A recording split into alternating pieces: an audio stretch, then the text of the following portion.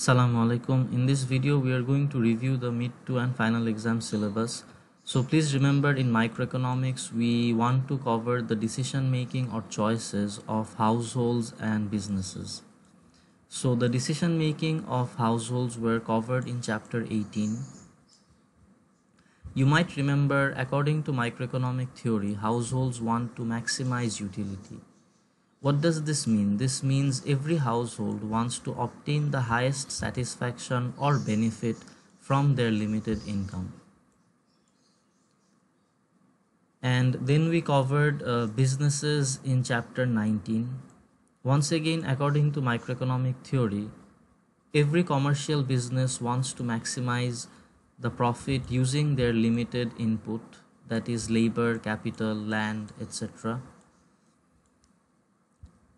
Please remember, the main activity of a business is production, and we could not cover this small topic in the slides, so let's cover this now. So production can be divided into two types: production in the short run, production in the long run. So short run refers to the time period. It refers to the situation when one or more inputs are fixed. So for example, let's say you have leased a shop. A lease means there is a contract. Let's say the contract is for 1 year. So that means you cannot change the shop within 1 year. So for 1 year, the shop is fixed. You cannot expand it.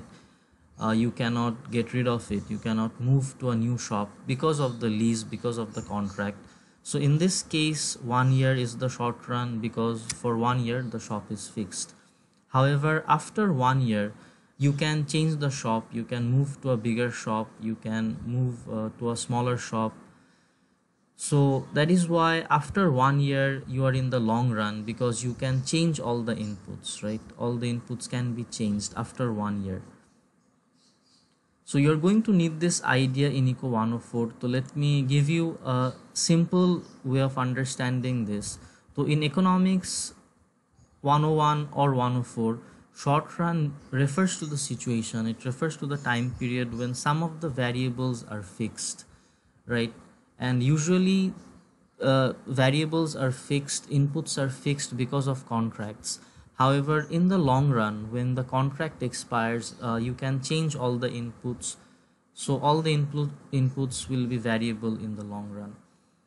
So anyways, we focused on the idea of markets in the final exam, especially in chapter 20, 21, 22.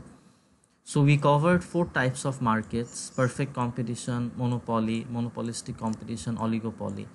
So let's once again try to understand a simple general idea. So you will see that in some of the markets there are many sellers.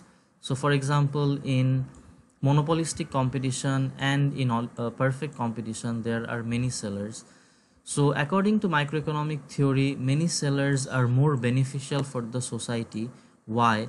Because there will be a lot more competition among the many sellers, and because of this, price will be low, and since there are many sellers, the output will be high, right? So many suppliers, many sellers, more output. However, if there are few sellers or only one seller, then this is not very beneficial for the society.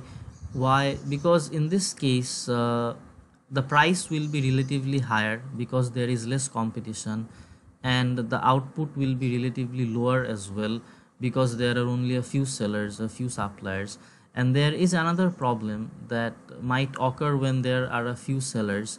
So if there are a few sellers, then they can form a team, and they can decide to sell their products at a higher price, right? So this is called cartel formation, and this is more likely to occur if there are only a few sellers. So for example, let's say in the super shop industry, there are only Agora, Shopno and Mina Bazar. Let's say they get together and they form a cartel, and they decide that we will sell at a higher price.